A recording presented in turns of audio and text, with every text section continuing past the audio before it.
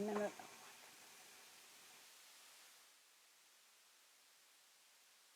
I forget and I turn it on before I have the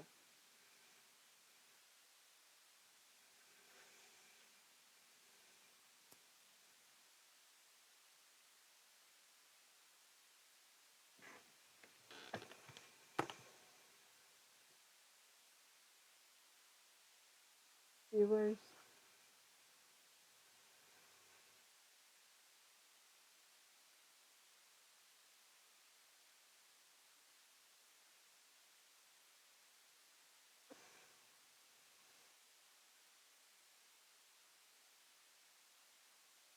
Three viewers in a second.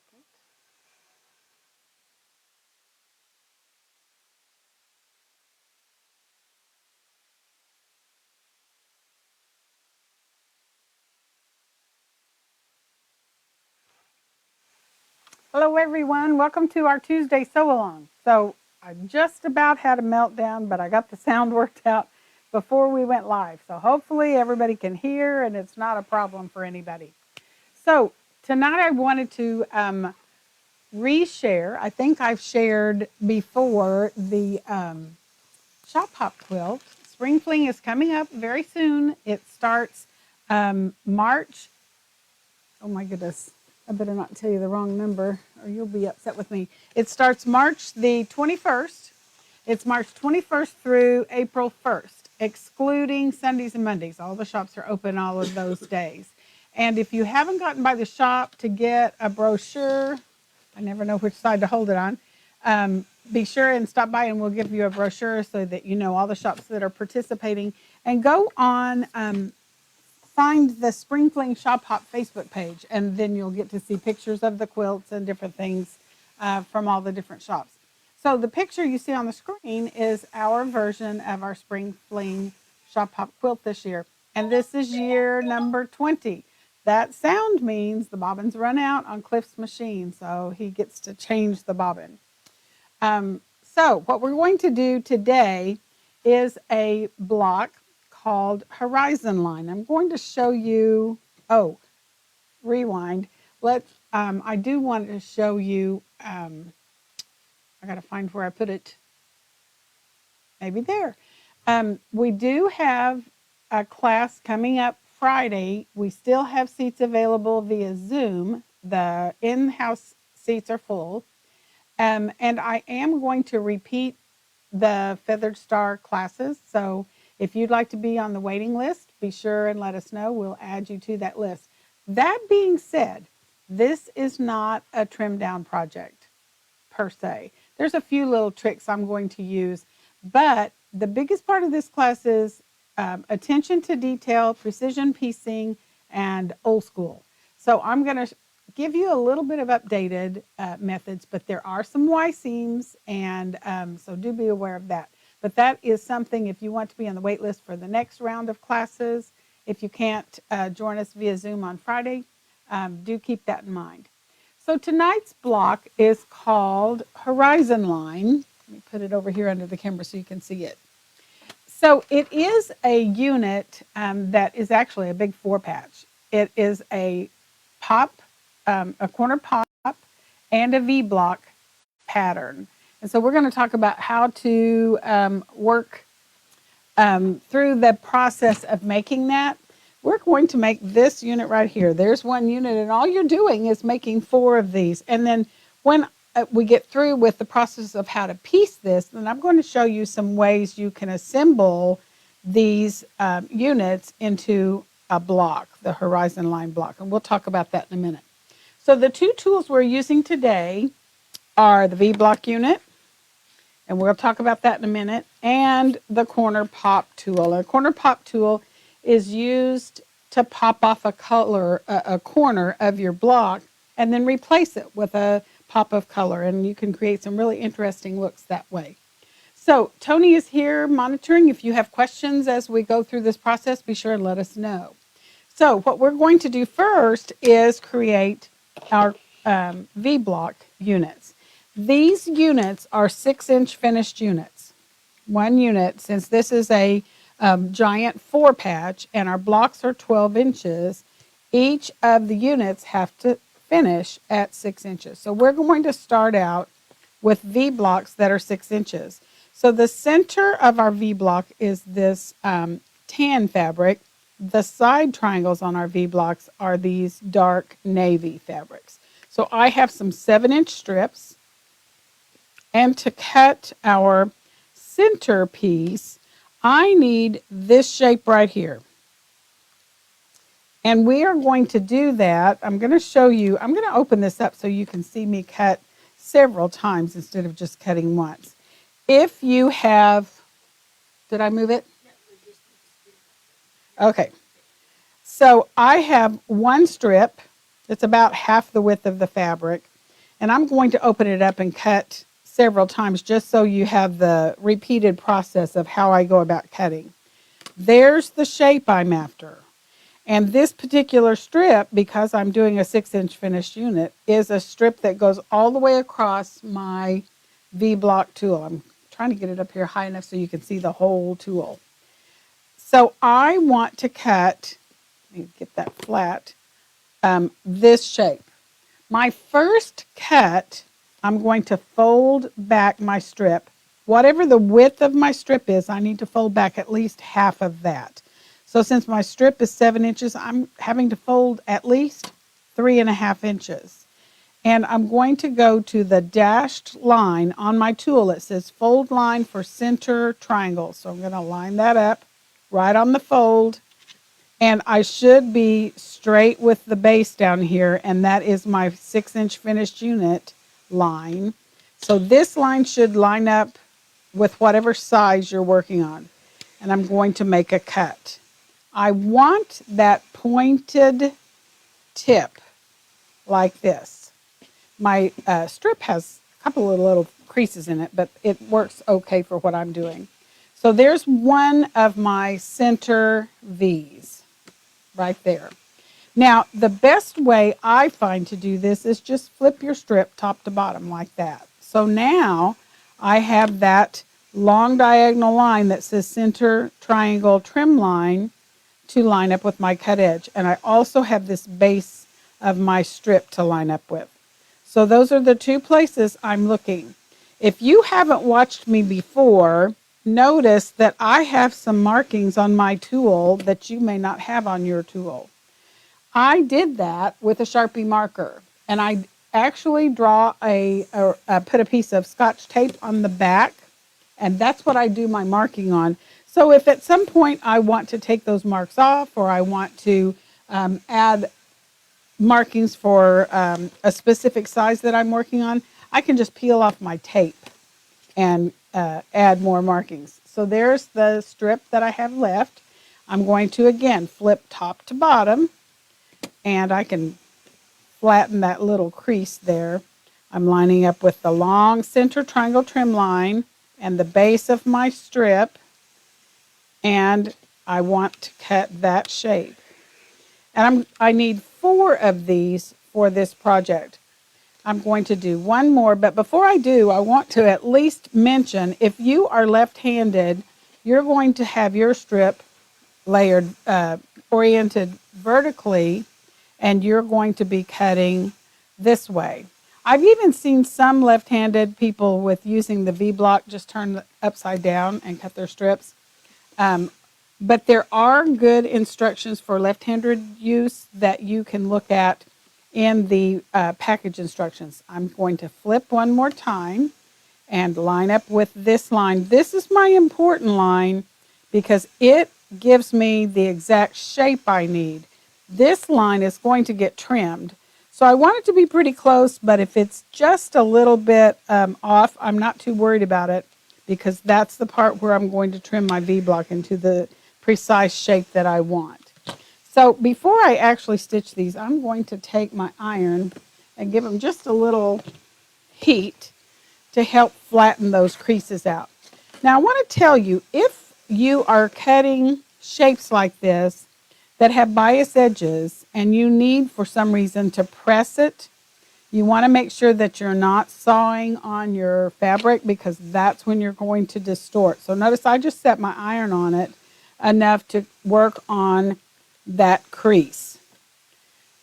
And I'll add some more heat to it later. Right now my iron's, yes, my iron's not all that hot.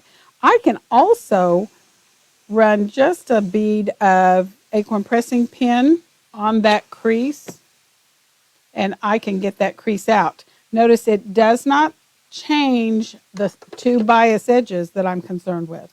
So if for some reason you need to press a unit that has, or just a shape that has a bias edge, be very cautious, because sometimes you can stretch those shapes and distort them to where they will not work for your project, and then you'll be unhappy. So just treat them with care and you'll still be able to use them. So there's one more. I had folded that up on my plate when I cut the shapes that I was going to work with for our demonstration, and so it just had a crease in it. I want to show you why you want to treat these pieces with respect. So this was my strip. This was the bias edge that I cut that first shape. This is straight of the grain and this is straight of the grain. So if I'm being heavy-handed with this and I pull this out of shape, notice it is no longer straight. It will never go back to the original shape where the bias was straight.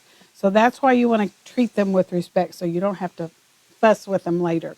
So the other piece I need is my navy strip for my side triangles. Now the side triangles has to have a mirror image. So instead of opening my strip and cutting one side triangle at a time, you have to cut pairs. I'm going to fold it backwards, and here's why. You can see better the solid blue side than you can the print. And I'm going to just set the iron on it before I cut anything, and then maybe that won't be a problem with that strip. So here's what I'm going to do. I'm going to line up my strip. This part is selvage, and I don't use that part anyway. So I'm just going to grab the edge of my V-block tool. And I had a rotary cutter just a second ago. There it is. I'm just going to cut that off straight. Now this time, I'm not looking for the dashed line.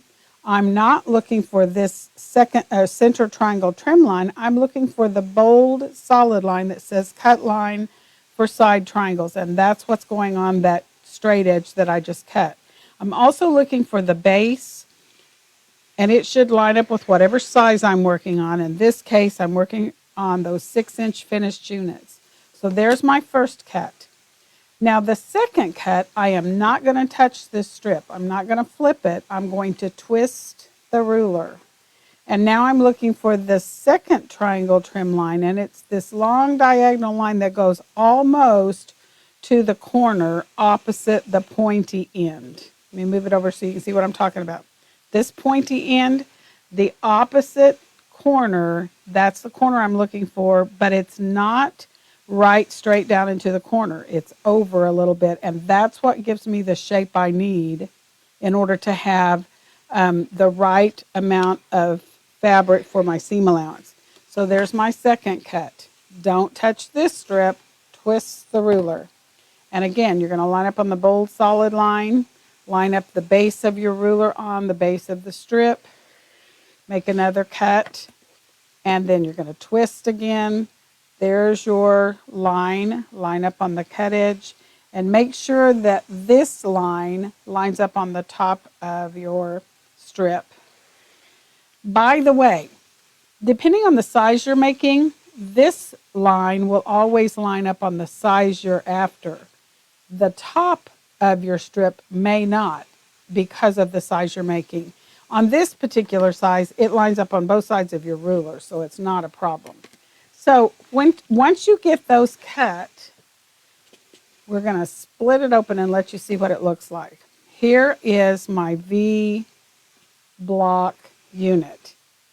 It includes a triangle and 2 side triangles, a center triangle and 2 side triangles. Now, when you are doing this, lay them out so they look like a V before you stitch anything. Because where a lot of people get into trouble, they just carry it all to the sewing machine and then they get one of their pieces turned the wrong way. You could actually stitch it on here this way.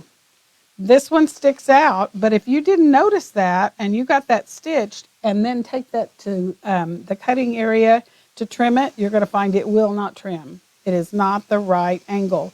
So do be aware that it's a good idea to lay them out where they look like, once you stitch them together, it's going to end up being a square. So you can pretty well see that from my stack. And I take the time to separate my right side triangle from my left side triangle because you're going to have to do that anyway. And I'm just going to separate them all, and I'm separating it and turning it to the print side. I don't know if you can see that from the picture, but at least you can see that when I get over here to stitch it. So I'm going to line it up again. Let me change the camera so you can see what I'm doing. So there is my units, and I've got them all stacked where they look like a V before I ever start sewing.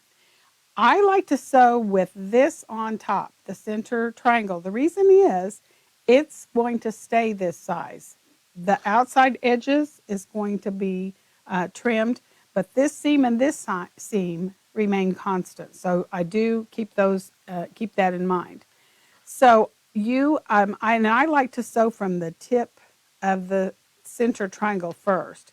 So I'm going to bring this over and flip it around so that I can put the pointy end, match it up with the tip of the side triangle. And I'm just going to line that up, and I'm just stitching from my fabric tag, just a little scrap of fabric so that I can stitch from fabric to fabric. And I just zip down that seam, and I'm just using my 1/4 inch patchwork foot as my guide to stitch along that 1/4 inch seam. I don't have to fuss with it, but I do want this to be as consistent as possible. You don't want part of the seam to be a thick seam allowance and part of the seam to be a thin seam allowance, or you're going to be unhappy with your results. So that's always a good thing to aspire to, is having a consistent 1/4 inch seam allowance on any project you're doing, whether it's trim down or whether you're working with precision sewing. Happier with your results. So I'm going to do that. I think, well, I'll do 3 of them while I'm at it. Don't always take the time to sew all of them. Did you hear that sound again? That means the bobbin broke again. Oh, he said it was the top thread. It just means I need some attention. I have to say, here in the shop, we get to where I don't even hear that sound sometimes. He usually hears it because he's listening for it, but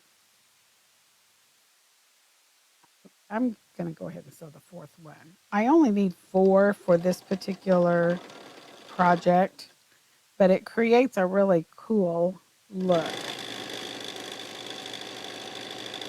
So if you have ever tried making this peaky and spike, is what a lot of the old-time quilters called it. If you've ever tried to make this unit the old-fashioned way, it was a challenge because having the exact amount you needed for your seam allowance, leaving the exact amount you needed for that was actually showing, it was a challenge. So I'm just going to quickly finger press this. You have to finger press this first side triangle back. Otherwise, the second side triangle will not fit. And some people will, I can't remember which film it was, 2 or 3 weeks back, where I forgot to flip it back. And I had to get my seam ripper out. So now this time, I'm going to match up all of the pointy ends of my unit. Now, you can sew from either side, but keep in mind that my cream colored center is the one that's cut to size that side triangle is going to get trimmed. And I'll show you a couple of different options for how you stitch that through. By the way, tomorrow's the day to clean your machine if you haven't cleaned it for the month. Tony said she cleaned hers today, so it's a really good habit to get into. Because I don't know about all of you, but technicians are getting harder to find sometimes. All right, so I want to line up the tips of my points, but I'm going to flip it over and stitch from the other side again so that I can make sure that my cream colored center triangle is the one I'm guiding from. And I just align those raw edges along that bias edge. And you don't want to be pulling or tugging on your fabric. Let your machine feed the fabric through. And you just want to let it glide through on its own. So I'm just going to do a couple of them and I'll do the other two later because I want to get to the corner pop part of this unit. So after you get the second side triangle sewn on, you are ready to go to the ironing surface. I'm going to put these out of my way. So here's what you're going to do. Make sure my iron's hot. The first thing I like to do is give it just a little finger press. I've got my camera, my overhead camera, in kind of a different spot. So I'm working on making sure I have my cutting surface and my ironing surface within the camera's range so you get to see everything. So I've got that finger pressed.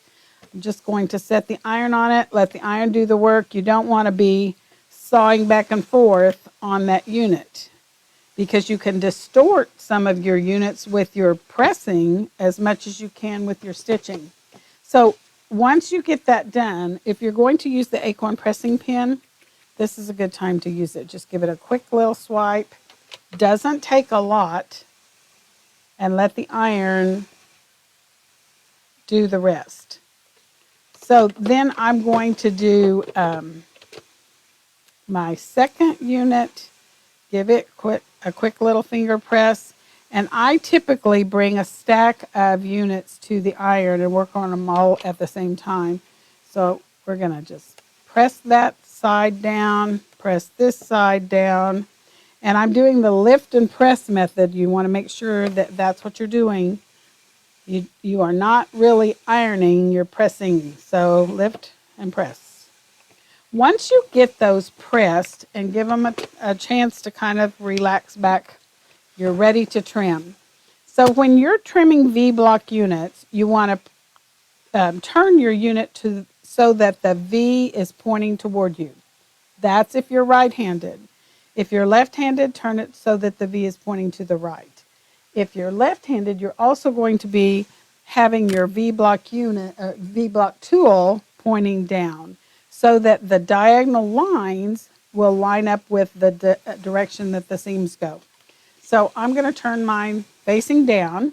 This long diagonal that says finished sizes, and I actually have mine highlighted in yellow. I don't know if you can see that on the screen, but all of those intersections have a number assigned to it. That is the sizing number. So I'm looking for the one for the size I want to trim. And this happens to be a 6-inch finished unit. Of course, I'm actually trimming that to 6.5 inches. But 6 inches my finished size, so where that X is formed, I know that X is going to go on my intersection. So this line goes on the right seam, and then there will be a corresponding line to my size that will go on the left seam. Once I get it in place, that little intersection, that little X is going to disappear down here on my dark navy fabric. But I'm going to trim up, and I'm going to trim over. I've got to kind of work around this camera. And then I'm going to turn 180 degrees and line it up again. Now I'm lining up on the 6.5 inch line. It forms a square. There's also a bold X right on the top that helps me make sure I'm nice and straight, and it's going to have all of the seam allowances properly aligned. So there's my point. I haven't chopped off that extra 1/4 inch I need up at the tip. I'm going to do the same thing with this one. The first thing is find your size number. This is a 6-inch unit, so I'm looking for the 6 right on that point. And I'm going to go up and across, and then I'm going to turn 180 degrees. Notice there's a little tiny flat spot right there. That belongs there because that is what helps you align this properly on the next seam you're going to stitch. So I'm going to line that up. When I get it in place, there will be a nice bold X right on the tip. So I'm protecting the tip. And that is my V-block units. Now, of course, I would make 4 of these for this block. Now, let's talk about the corner pop tool. Corner pop is one of the tools, one of the newer tools, I guess I should say. It is not one of the specialty star tools. I'm coming over to the other camera because I want to show you close up. So this is the instruction sheet that comes with your tool. Now, I've run mine through a sheet laminator. If you have one at home, that's a good idea because now it's coffee proof. And I can use this every time I need to use the corner pop tool for reference. A couple of things though. Notice it's kind of a big sheet and kind of maybe a little difficult to handle. You can actually download the instructions on 8.5 inch by 11 inch sheets, regular copy paper, print them out and put them in page protectors in a notebook, and that may be a handier way for you. The instruction sheet gives you all of the information for how to construct, sizing information, information about how to trim, so that is all important information for you. But on the block we're making today, it is called, and I've got several notes written on here. I want to show you what I did. For those of you who haven't watched me, I organize on paper plates, and I'll put all of the pieces that belong in a block on a paper plate, and I printed out the cutting instructions. Now, mine has some corrections that I made along the way. Yours will be all typed in there, so it should be properly corrected for you. But I have all my pieces. I have the block, the number, and the cutting information. And I also put something else on this. In the Blockbuster pattern that you download from the Studio 180 Design website, it has on there which numbers on the corner pop tool you'll be using for the horizon line block, according to the size you're making. And by the way, 6 inch is not your only option. That's the one I chose for what we're doing. So it tells me I'm using a 3-inch finished unit. Let me see if I can come in a little tighter so you can see that. For this particular block, I'm using 6-inch finished V-block units. I'm using 3-inch finished units for corner pop 1, for the popped corner number 1, and 1.5-inch finished units for the popped corner number 2. And it tells me what size squares I need to cut for those oversized triangles to fill the corner. But when it says 3-inch finished units, that means every time I'm working for that size, I use the number 3 line. If I need a 1.5-inch finished unit, I use the 1.5 line. And I'll show you that when I trim. So we're going to go back over to the overhead camera so you can see what happens next. Don't let me forget to talk about this. Okay, so I have my V-block unit, and I have my corner pop tool, and this is what I'm after. So I'm going to flip this around so you can see how this is oriented. So there's my V-block. It's on the base layer. The first thing I'm going to do is pop off the corners and put on a red strip.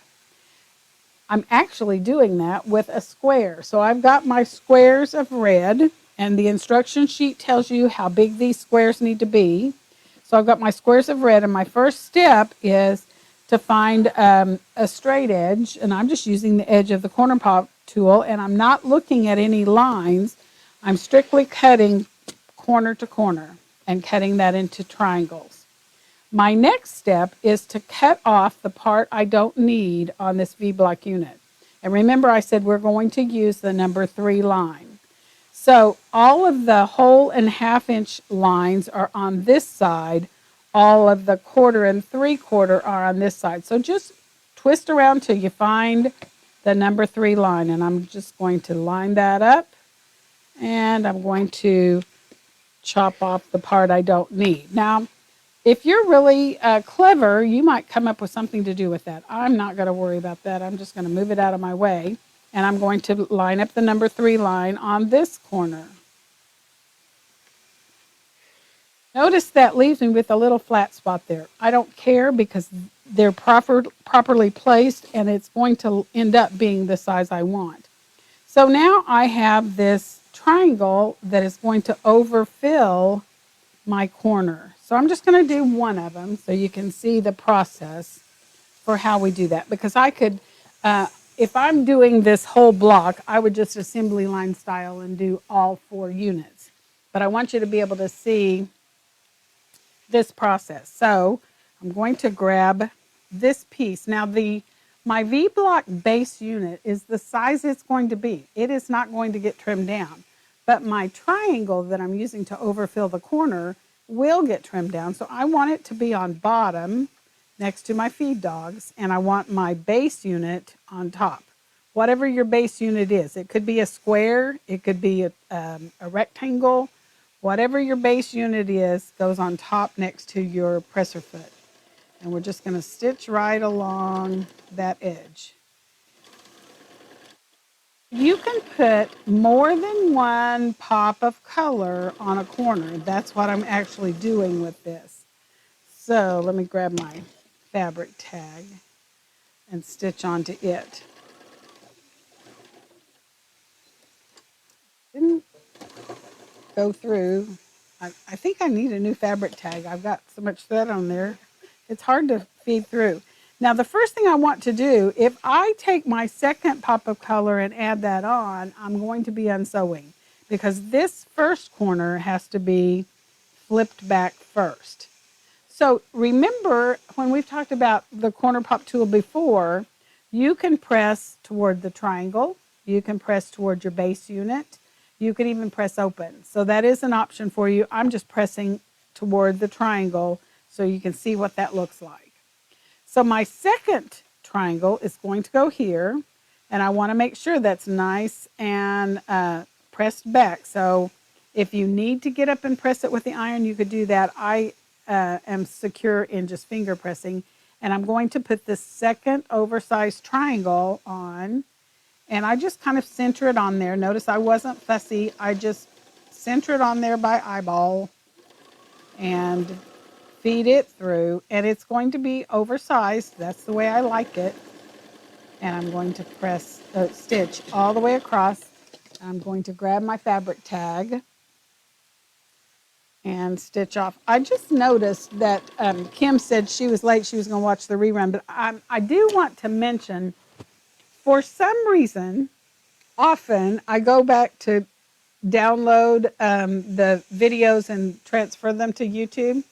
For some reason last week, Facebook was not giving me a link to do that. I don't know why. They change things every now and then, but about Friday, I was able to go a different direction and find the video and download it. So it is on YouTube now, but usually I put them on the same day. For some reason, it wouldn't let me do that last week, so go figure.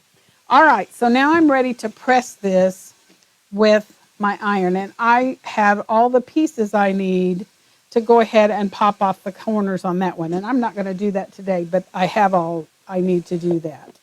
So the first thing I'm going to do, let me get rid of my corner pop tool. I'm going to finger press my triangles out of my way. I'm going to turn my iron back to on, and I'm going to press my pops of red back. And of course, you can use whatever color you like. I'm going to just give it a quick little swipe, and I'm ready to set the iron on it and let it flatten out that seam really nicely. Now you can see that my corners here are over full. All I have to do is turn my tool and find all of these little lines here The whole and half-inch measurements are solid lines. The quarter and three-quarter-inch measurements are these dashed dot lines. So I'm looking for the number 3 line. And it really doesn't matter which side I do first. I'm just going to do this one. So I'm putting the number 3 line here. And a couple of things I'm looking for to help me. One is I want to come to the edge of my base unit. So I'm just going to slide this down. The other thing that I find helpful is there is a 1/2 inch grid on my corner pop tool over the whole thing. So the solid lines are whole inches. The dash lines are the half inches in between. So that's also a handy way of making sure that everything is lined up the way you want it. So I'm just going to tweak this just a bit and I'm going to trim off. And because of the way this is laying, I'm actually cutting all the way across that second triangle. And now I'm going to turn and line up again. I'm on the number 3 line. My instructions told me that, and I just want to make sure that I'm lined up here. And I check the edge of my base unit and those dashed lines that create my square, so I know I have everything properly placed. The next thing I'm going to add is a pop of color on the corners, and notice I'm popping again that same corner, but this time I'm using the 1.5 line.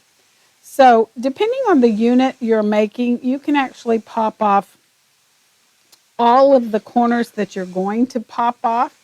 You just have to be aware that sometimes if you pop off too many, it's kind of hard to tell for sure where you're supposed to add back those oversized triangles. This particular block, it's not going to be hard to tell that. So I'm just going to go ahead and pop off all 4 corners, and it creates kind of a funny little octagon. But I can tell from this where I need to add my oversized triangles. So they're going to go on all 4 corners. So I've got to have, for each of my V-block units, I have to have 2 of these squares that are going to be my oversized triangles. So I've just stacked 2 of them. I actually have enough already cut for all of my blocks, or all of my units. And I'm cutting point to point. I'm ignoring the lines on the ruler, and I was just using that as a cutting guide. So I'm ready to go to the stitching area and stitch these 4 oversized triangles on. So any other questions? No comments? Not very many comments. They're intently watching, Tony says. Okay, so here is, she says, that's what I'm doing. All right, so I've got 4 triangles here. And of course, yours can be any color. All 4 of my my number 2 pop is the same color, but yours don't have to be. Again, I want to sew with the base layer on top. And I'm going to flip it over. And I just center that on there. I don't have to fuss with it. I'm just centering my oversized triangle on so that I can go back and trim it off in a minute.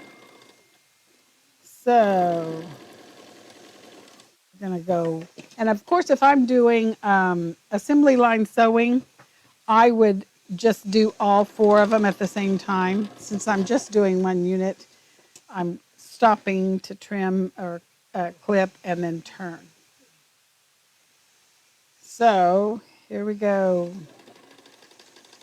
And I am guiding from my base unit on top.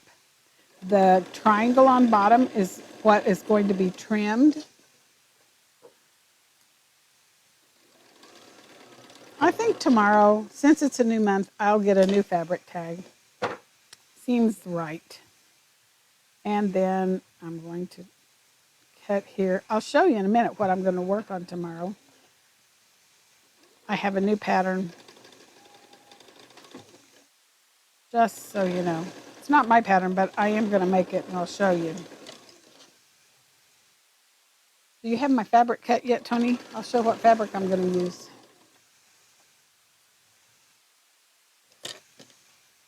Thank you. I had her she was cutting some stuff a while ago, and I got the bolts out and I said, this is what I want. So she cut it for me. All right. And we're lining up that last oversized triangle. And of course, I would be making this 4 times. I would add 4 triangles to 4 units to make all of the units I need for the horizon line. So we're going to the overhead camera. First thing we're going to do is press back those triangles. And again, you get to choose whether you press open to the triangle, to the base unit. That's your choice. And sometimes it depends on what's going to go next to this unit. But for this particular demo, I'm just pressing everything toward the triangle.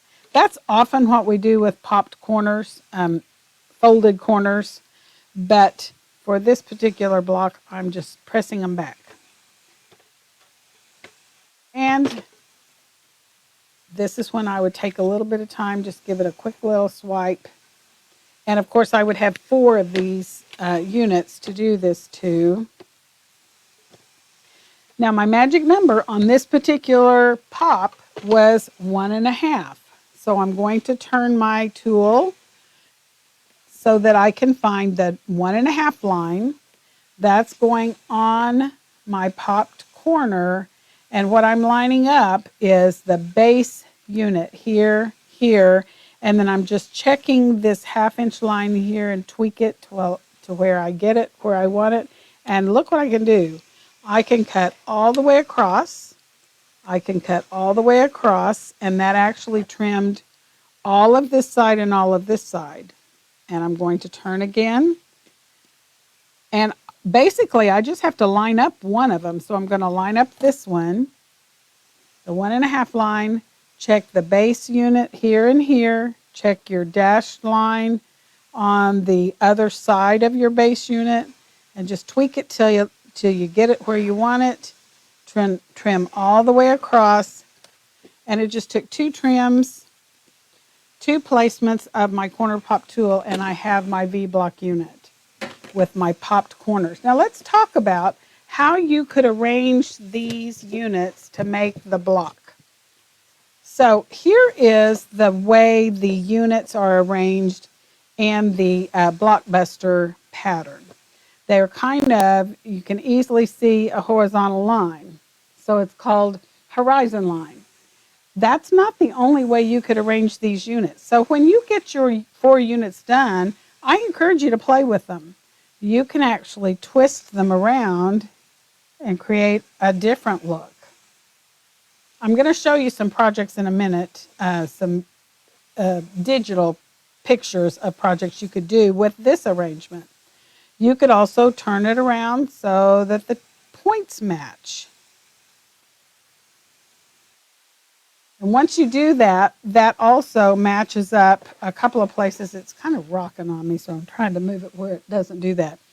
It would match up here where the navy meets. It would match up here where the red meets, and it would match up these triangles. So that's another option. So you have different options for how you could arrange that. You could also arrange your units if you weren't trying to stick with a 12-inch block. However you arranged your units, you could separate them and put just a little block sashing in that particular block and create a whole different look. So I wanted to show you some alternate settings. This is the one that I arranged with the horizon line block, the way it is in the Blockbuster patterns. And notice I alternated the placement of the blocks, one up and one sideways, and just going across the quilt that way. So that's one option. Here's another option. This is the second one that creates those kind of wonky pinwheels. And depending on how you arrange it, it comes out with a little wonky pinwheel on the corners as well. And I think I could have kept turning it, and it would have ended up with a little blue, a pale blue square in the middle of that wonky little pinwheel. So that's another option. But I got to thinking, this is more likely what I would have probably done with this unit. I would have used it as a border. And notice that's the same unit I just demonstrated, but I put them side by side by side. You would have to make sure that they would fit within the measurement that you want. And of course, it doesn't have to be a 6-inch unit. You have other options.